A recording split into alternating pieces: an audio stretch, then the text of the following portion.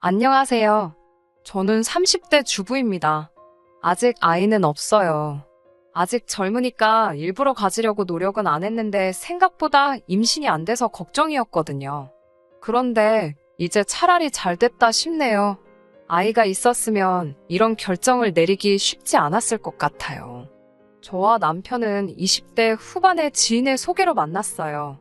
당시 저는 대학교를 졸업한 뒤 학원에서 국어를 가르치는 학원 선생님이었는데 원생 중 학부모 한 분의 소개로 지금의 남편을 만나게 되었습니다. 중소기업을 다니고 있던 남편은 무던한 성격에 까다롭지 않은 사람이었습니다.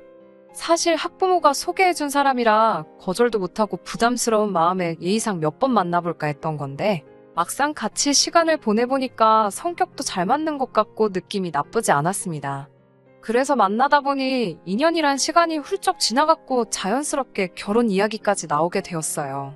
그 사이에 저는 작은 규모였지만 제 이름으로 된 학원도 하나 차렸습니다. 저는 남편에게 경력직으로 이직을 하거나 기술을 배우는 건 어떻겠지만 남편은 지금이 좋다며 내켜하지 않더라고요.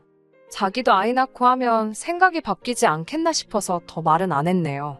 아무튼 그렇게 결혼을 계획하게 되면서 양가 식구들도 만나게 되었습니다. 시아버지는 워낙에 무뚝뚝하고 말씀이 없으신 분이셨고 시어머니와 신우는 전형적으로 사이좋은 모녀 사이였습니다. 신우는 남편보다 4살 어리고 저보다는 2살 어렸는데 아이가 한 명 있었어요.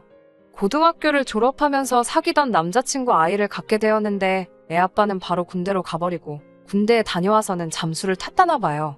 아무리 수소문을 해도 찾을 수가 없었다면서 포기하고 신우가 혼자 키우고 있었습니다. 그렇다 보니 변변한 수입이 없어서 나라에서 한부모 가정에 주는 보조금과 시부모님의 도움으로 살고 있었습니다. 집마다 사람마다 각자의 사정이 있는 거다 생각했고 그 부분에 있어서는 제가 왈가왈부할 게 아니었기에 크게 문제라고 생각하지 않았습니다. 남편은 그런 신우를 안쓰러워하는 눈치였지만 그거야 당연히 자기 친동생이니 그런 마음이 드는 거다 싶었지요. 신우는 저에게 언니 하면서 제법 잘 따르는 편이었고 여동생이 없었던 저도 그런 신우가 예뻤습니다. 하지만 그건 어디까지나 결혼식을 올리기 전 얘기고요. 결혼을 하면서 처음으로 갈등을 빚게 되었는데 그건 바로 집 때문이었습니다. 저도 결혼 준비를 하면서 알게 된 사실인데 시집이 보기에는 부족함이 없어도 실제로는 재산이 하나도 없어서 저희를 도와주실 여력이 전혀 없으시더라고요. 저도 학원을 차리면서 그동안 모아두었던 돈을 다 써버린 탓에 걱정이 많았습니다. 다행히 친정부모님께서 일단 얼마 정도 대출받아 도와줄 테니 너무 스트레스 받지 말라고 해주셔서 어쩔 수 없이 친정에 손을 벌려야만 했어요. 그렇게 친정돈 1억과 남자친구가 그동안 모아둔 3천으로 전셋집을 구하게 되었습니다. 남자친구는 사실 월세로 살더라도 신축으로 갔으면 좋겠다고 했지만 저는 월세는 정말 돈을 버리는 일이라고 생각했기 때문에 그 문제로 많이 다퉜어요. 결국 서울 외곽에 위치한 방두개짜리 빌라 전세에서 사는 걸로 결론을 지었지만요. 사실 저는 개원한 지 얼마 되지 않았어도 그동안 한 곳에서 오래 강의하며 입소문이 나 있던 상황이라 금방 학생들을 모을 수 있었습니다. 그래서 벌이가 괜찮은 편이거든요. 반면에 제 남편인데 이렇게 이야기하긴 그렇지만 결혼 준비하면서 남편이 회사에서 곧 인사이동이 있을 건데 자기가 승진 대상인 것 같다고 그러면 지금 받는 돈보다 훨씬 많이 받게 될 거라고 자신만만하게 이야기하더라고요. 그래서 그 말을 믿고 이런저런 계획을 세웠는데 어쩌다 보니 다 틀어지고 어긋나더라고요. 그리고 상황이 그렇다 보니 졸지에 제 수입이 남편 수입을 추월해버렸고 그게 저는 기쁘지만은 않더라고요. 그런 와중에 남편이 계속 신혼인데 신축에서 새로운 마음으로 시작하자라거나 은행에 대출 갚고 이자 내는 거나 월세나 비슷하다고 우기면서 좀 힘들었습니다. 하지만 솔직히 파혼할 정도는 아니라고 생각했어요. 주변 친구들도 다 결혼 준비하면서 이 정도는 싸운다고 했고 저는 파혼하게 되면 주변 사람들이 절 어떻게 볼지 두렵기도 했거든요.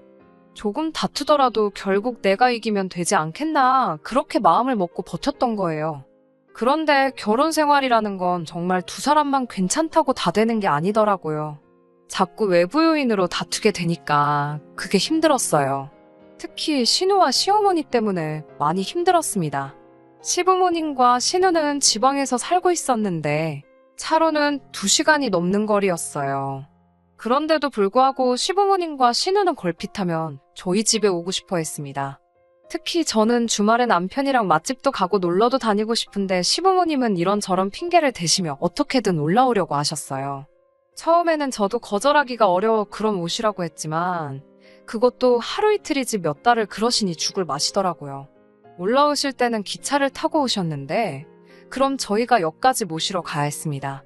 그리고 집에 가실 때는 태워다 달라고 하시는데 아무리 자식이라지만 제가 정신없이 바쁜 시험 기간에도 그러실 때는 정말 야속하더라고요. 시부모님이 저희 집에 오셔서 특별히 다른 일을 하시는 건 아니고 두 분이서 놀러도 가시고 그러셨기 때문에 그나마 참고 참았네요. 더 문제는 신우였습니다. 신우는 항상 그 6살짜리 애를 데리고 왔는데 그 애를 저희한테 맡겨놓고 놀러를 나가기 일쑤였어요. 처음에 한두 번은 나이 어린 신우가 맨날 집에서 애만 보고 얼마나 갑갑하겠나 싶어서 좋은 뜻으로 봐주고 했습니다. 그런데 정말 무슨 호의가 계속되니 우리를 호구로 아는 것도 아니고 언젠가부터 너무 당연하다는 듯이 자기는 약속 있다고 저희한테 애 맡겨놓고 혼자 홀랑 나가버리고 그러더라고요. 저라고 그런 신우를 상대로 머리를 안 써본 게 아닙니다. 한 번은 신우가 저희 집에 오전 11시쯤 왔는데 바로 친구랑 점심 먹고 무슨 유명한 카페에 가보기로 했다며 정말 조카만 소파에 앉혀놓고 다시 신발을 신더라고요. 그래서 저희도 약속이 있어서 나가야 한다고 하니까 같이 온 시어머니가 둘 다 나갔다 오라며 당신이 집에서 애를 보고 있겠다 하시는 거예요. 그런데 저희 집에는 제가 처녀 때부터 기르던 강아지가 한 마리 있거든요. 그리고 시어머니는 그 강아지를 너무너무 싫어하세요. 걸핏하면 갖다 버리라 하시고 저희 안 볼 때 몰래 현관문 열어놓으실 거라 그러고 그러다 보니까 시어머니가 그러지 않으실 걸 알면서도 차마 저 없는데 시어머니랑 조카만 있게 할 수가 없더라고요. 결국 그날 신우는 친구 만나러 가고 저는 결국 시부모님 모시고 조카 데리고 다 같이 시간을 보내야만 했습니다. 신혼인데 계속 이런 일이 반복되니 남편과 제 사이도 좋을 리가 없었고요. 사실 남편이 나서서 교통정리 좀 해주면 좋겠는데 자기가 나서면 일이 커진다면서 조만간 자기들이 지겨워서 나가떨어질 테니 좀만 참고 버티자고 그러더라고요. 저도 솔직히 괜히 유세 떠는 것처럼 보일까봐 조심스럽기도 했고 날 추워지고 하면 그나마 덜 오시지 않겠나 싶기도 해서 참고 참았습니다. 그러다 결국 이 사단이 나버렸나 싶습니다. 진작에 신우를 못 오게 했으면 제 가정도 멀쩡했을까 싶은 생각도 들어요. 신우가 언젠가부터 아침 일찍 나가서 밤늦게 들어오거나 심지어 이튿날이 돼서 들어오기 시작했습니다. 학원이 단과 학원이다 보니 제가 주말에는 일이 없으니 저랑 남편이 번번이 집에서 조카를 봐야 했고 기약 없이 들어오지 않는 신우를 기다려야 하는 상황이 생기더라고요. 연락을 해도 지금은 전화를 받을 수 없습니다 같은 메시지만 달랑 오고 저로서는 걱정도 되고 화도 나고 갑갑하더라고요. 그래서 몇 번이고 남편한테 신우한테 연락 좀 하라고 그리고 이럴 거면 제발 못 오게 하라고 화를 냈어요. 남편은 그러면 또 알겠다고 대답은 잘하는데 실제로 달라진 건 없었습니다. 그리고 결국 신우가 며칠이 지나도록 안 들어오는 일이 발생했어요. 시부모님은 주말이 끝나기가 무섭게 당신들 집으로 돌아가신다 하시기에 일단 손녀딸도 데리고 가시라 하니 노인네 둘이서 애를 어떻게 보냐면서 신우 들어올 테니 저희더러 데리고 있으라고 하셨습니다. 제가 저나 남편이나 다 출근해야 하는데 어떻게 애를 데리고 있냐고 하자 시어머니는 그거야 젊은 사람들이 알아서 해야 하지 않겠냐고 그러시는 거예요. 제가 신우 걱정도 안 되시냐고 신우는 연락도 안 되고 어쩌면 좋냐고 하니 다 큰애가 뭐가 걱정이냐 하시는데 뭔가 쎄한 느낌이 들었어요. 왠지 나 빼고 온 가족이 다 걱정이 없는 느낌이랄까요. 결국 얼떨결에 조카를 봐주게 되었는데 애랑 강아지만 집에 두고 도저히 출근을 할 수가 없었습니다. 남편은 6살이면 다 큰 거라고 그냥 두고 가라는데 그러다 무슨 일이라도 생기면 그 원망을 내가 어떻게 다 감당하나 싶어서 어쩔 수 없이 학원에 데리고 갔습니다. 그래도 다행히 제가 혼자 하는 학원이고 학생들도 어린 조카를 귀여워해 주었지만 언제까지 이럴 수도 없는 노릇이었어요. 학부모들이 그 사실을 알고 혹시 수업에 지장이라도 있을 거라 생각하면 학원 평판에도 문제가 생길 테니까요. 결국 신우가 돌아오지 않은 지도 사흘 정도 지났을 무렵 제가 남편한테 신우가 어딨는지 정말 모르냐고 하니까 자긴 모른다고 딱 잡아떼길래 그럼 경찰에 실종신고부터 하자고 하니까 경찰서에 가봤자 한두 살 먹은 애도 아니고 그냥 가출신고로 접수나 될 거라면서 저보고 제발 일 복잡하게 만들지 말고 좀만 기다리라고 그러더군요. 알아보니까 저 혼자서는 자격미달로 신고도 할 수 없었고요. 그나마 다행인 건 학원 방학이 다가오고 있었기에 저는 혼자서 신우를 찾아내기로 마음을 먹었습니다. 다가오는 추석에 시부모님 선물이라도 하나 해드릴까 하여 모으던 돈이 있었거든요. 그런데 신우가 이 지경을 만들어놨는데도 손 놓고 계시는 게 너무 야속하고 미워서 저는 그 돈을 신우 찾는데 쓰기로 했습니다. 그리고는 심부름센터에 가서 신우를 찾아달라고 했어요. 그리고 정말 걱정한 게 우스울 만큼 하루도 걸리지 않아서 신우를 찾아내더라고요.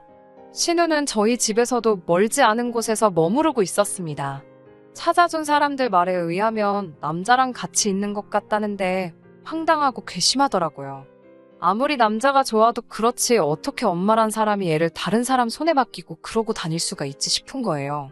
저는 남편에게 당장 이 소식을 알려야만 했습니다. 그런데 정작 남편은 제 이야기를 듣고도 그다지 크게 놀라는 기색이 없었어요. 설마 알고 있었어? 라고 물으니 뭐 동생 일이니까 오빠가 그 정도는 알고 있었지라면서 말끝을 흐리는 거예요.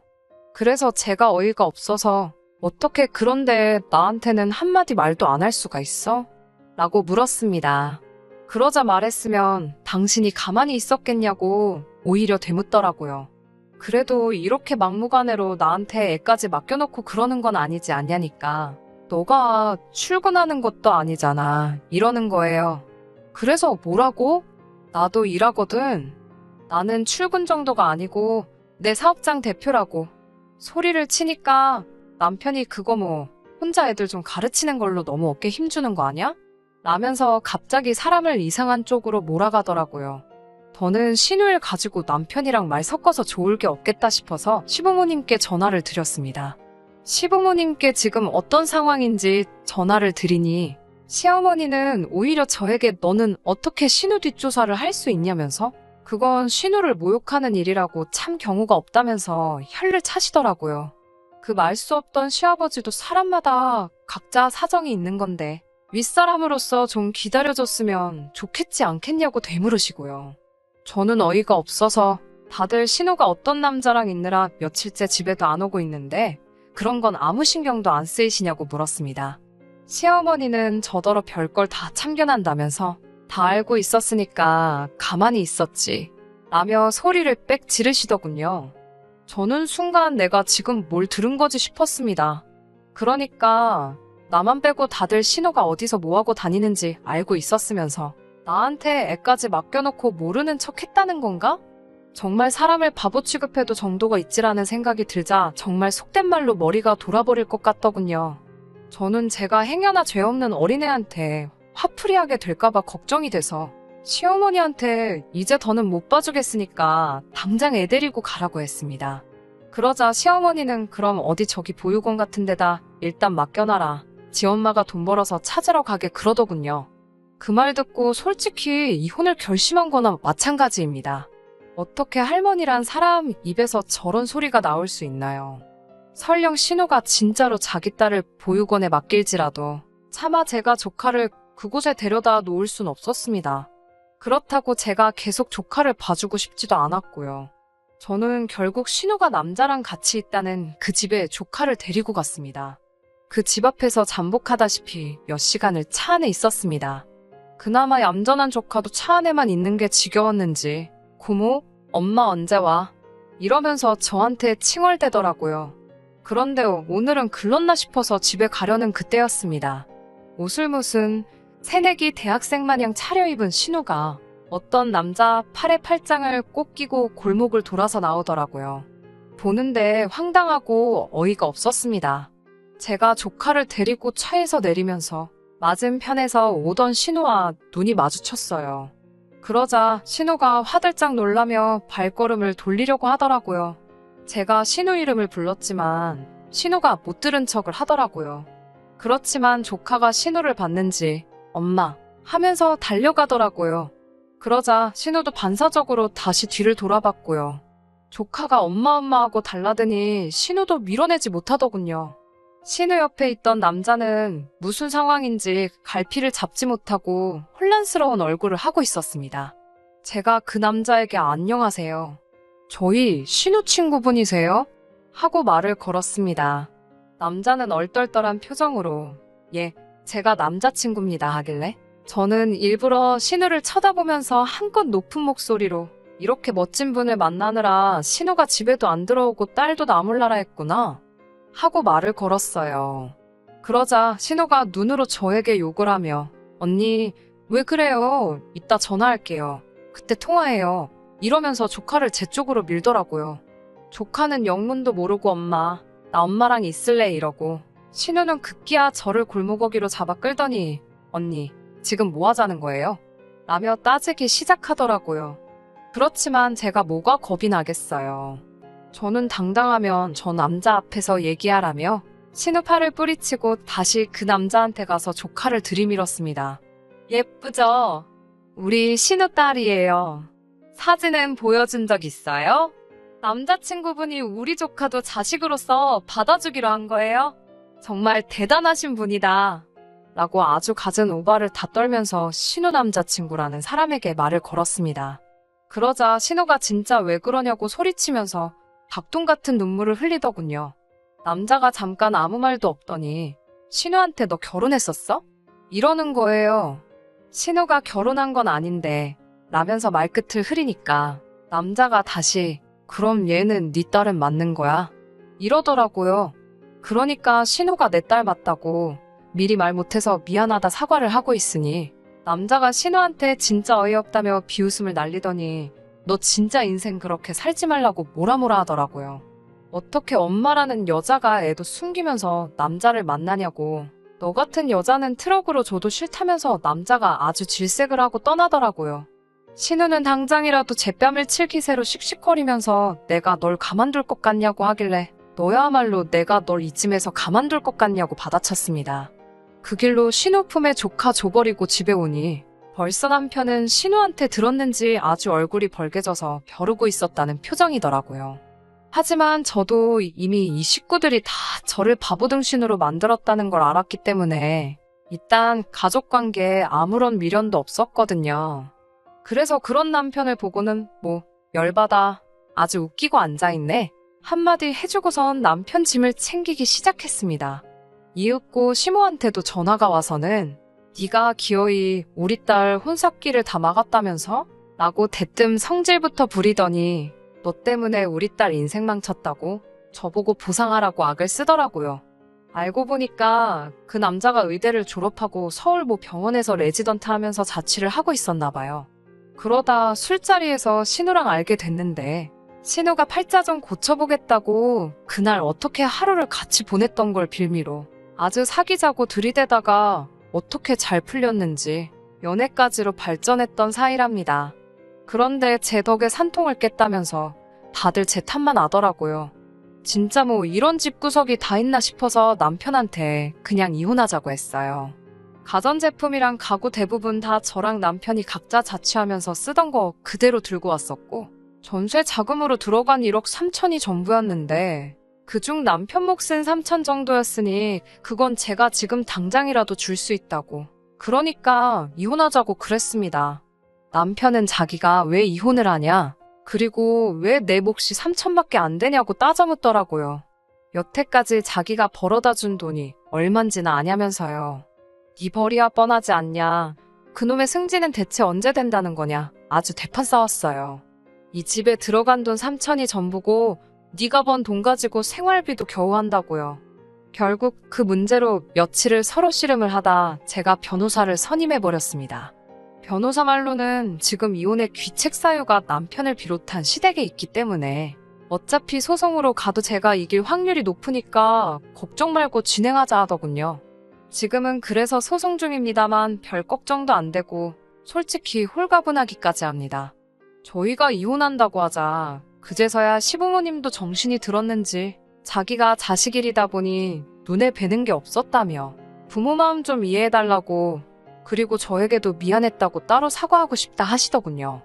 하지만 한 번 속지 두 번 속을 수 있나요? 저는 괜찮다고 그냥 이대로 다시는 서로 안 마주치면 좋겠다고 선을 그었습니다. 그 이후에 제 귀에 들려온 발언은 신우는 그 남자한테 차인 건 물론이고 남자가 어디 인터넷 유명한 곳의 사연으로 제보까지 해가지고 정말 동네 망신을 당한 것 같더라고요. 솔직히 저는 지금이라도 신우가 마음 고쳐먹고 성실히 애 키우면 살면 좋겠습니다. 그럼 누가 아나요? 정말 그런 신우를 품어줄 좋은 남자가 나타날 수도 있잖아요. 그리고 남편은 맨날 혼자 김칫국 마시며 승진 타령해대더니 결국 귀향이나 다름없는 지방 발령받고 고향도 아닌 지방으로 쫓겨나듯 내려가게 되었습니다. 저더러 같이 가자고 거기 가면 시부모도 없고 신우도 없고 오롯이 우리 단둘이서 아무 방해 없이 처음부터 다시 시작하자는데 그 면상에다 물 한 잔 끼얹을까 하다 인생이 불쌍해서 봐줬네요. 저요? 저는 요즘 학생들을 위한 수능 교재를 만들고 있습니다. 얼마 전에는 교육방송에서 같이 일해보지 않겠냐고 연락도 왔고요. 혼자가 되면서 쓸데없는 곳에 정신과 시간을 뺏기지 않으니까 일의 효율성도 늘고 돈도 잘 모이고 너무 좋아요. 이혼이라는 결정을 내리게 된 것에 한 점 후회가 없습니다. 한동안은 일에만 몰두하며 살아보려고 해요. 끝까지 들어주셔서 감사합니다. 오늘의 사연은 여기까지입니다. 구독과 좋아요, 알람 설정 부탁드리고 더 좋은 사연으로 다시 찾아뵙겠습니다. 감사합니다.